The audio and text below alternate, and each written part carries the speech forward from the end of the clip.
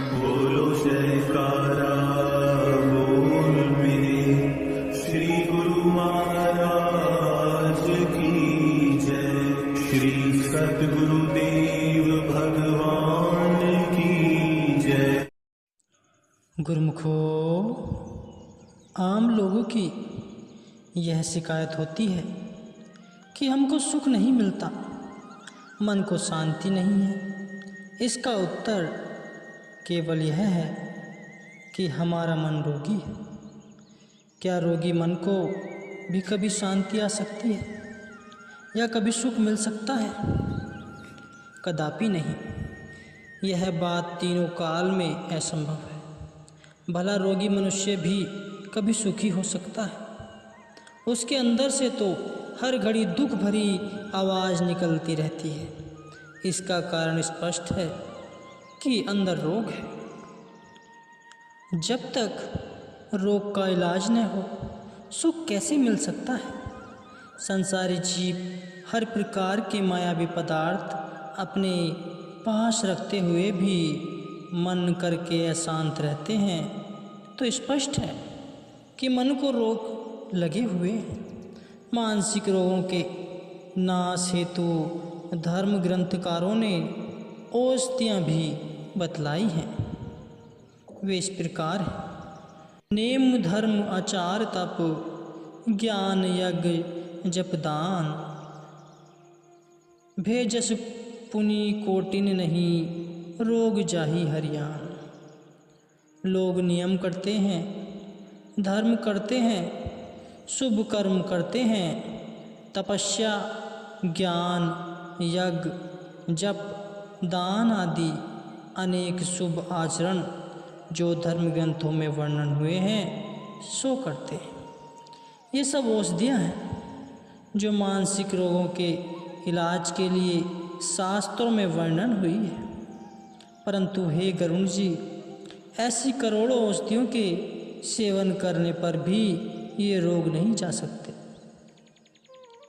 यही कारण है कि लोग धर्म कर्म दान पुण्य व्रत नेम आदि शुभ आचरण करते हुए भी उसकी जुबान पर यह शिकायत बनी रहती है कि उनके मन को शांति नहीं है।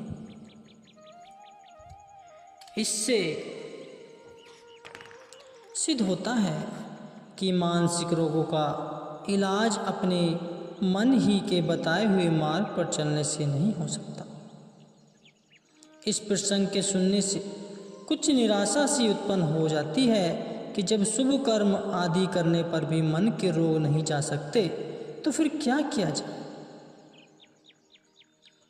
इसका उत्तर यह है कि निराशा की कोई बात नहीं, क्योंकि कुदरत की रचना में बीज किसी चीज का भी नाश नहीं है।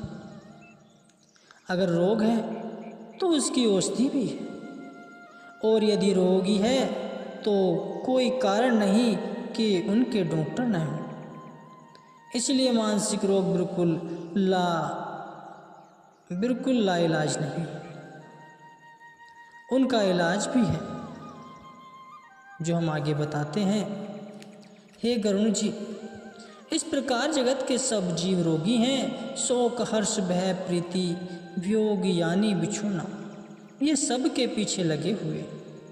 मैंने मन के कुछ एक रोग आपसे वर्णन किए हैं। होते ये सबको हैं, परंतु उनकी पहचान कोई विरले ही करते हैं। इनको पहचान लेने अर्थात जान लेने से इतना तो हो जाता है कि कुछ रोग घटने शुरू हो जाते हैं, परंतु वे दुखदायी रोग जड़ से नहीं जा सकते। जब मनुष्य कुकर्म पर चलकर खोटे कर्म करने लग जाता है तब ये रोग उत्पन्न हो जाते हैं। हे गरुण जी, हे मानसिक रोग बड़े बड़े विद्वानों और मुनियों के हृदय में भी अंकुरित होते हैं, फिर साधारण मनुष्य की तो बात ही क्या है। ये रोग नाश कैसे होते हैं? जब इस जीव पर धुर की दया से ऐसा संयोग बन जाए जब ये रोग नष्ट हो सकते हैं। सो वह संयोग क्या है? पूर्व के उत्तम संस्कारों के प्रभाव से पूर्ण सद्गुरु रूपी डॉक्टर यानी वैद्य मिल जावे और फिर उनके वचनों में दृढ़ विश्वास हो। सो ऐसा विश्वास कि शिष्य उनकी कृपा का पात्र बन जाए और संत सद्गुरु उसको दया करके भक्ति रूपी औषधि प्रदान करें, जिसका सेवन श्रद्धा के अनुमान से किया जाए और फिर इंद्रियों के विषय भोगों की आशा न करना, यह संयम अर्थात परहेज हो। इस प्रकार सेवन करने से तो ये मानसिक रोग नाश हो सकते हैं, अन्यथा करोड़ों यत्न करने पर भी नहीं हो जा सकते। मन के रोग रहित होने के चिन्ह क्या है? हे गोसाई, मन को उस समय रोग रहित जानना चाहिए जब हृदय में वैराग्य का बल अधिक हो और सुमति रूपी अर्थात सुंदर बुद्धि रूपी नित्य नई भूख बढ़ती जाए तथा विषय भोगों की आशा रूपी दुर्बलता सब जाती रहे और विमल ज्ञान रूपी जल से यह जीव स्नान करके माया की मैल को धो डाले। तब फिर क्या होगा? इस मन पर मालिक की भक्ति का रंग चढ़ जाएगा।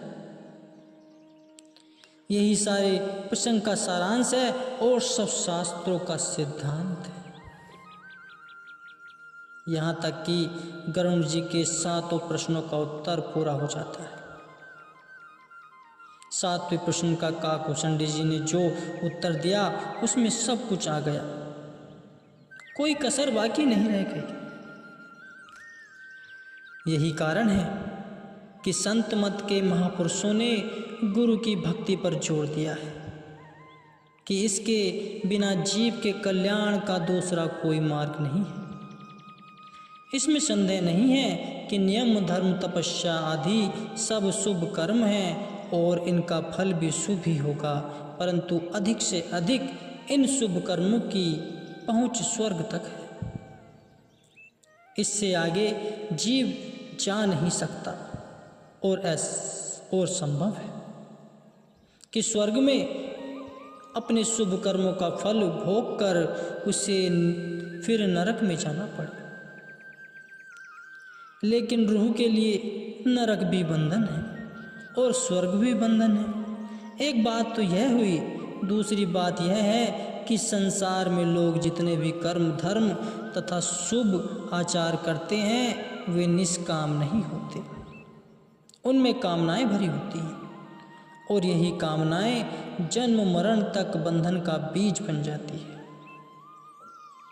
इस नियम में एक और विशेष बात ध्यान से योग्य है कि इन शुभ कर्मों में रास्ता बदलने वाला मन होता है और मन के बतलाए हुए मार्ग पर चलने से जीव बंधन से कभी छूट नहीं सकता।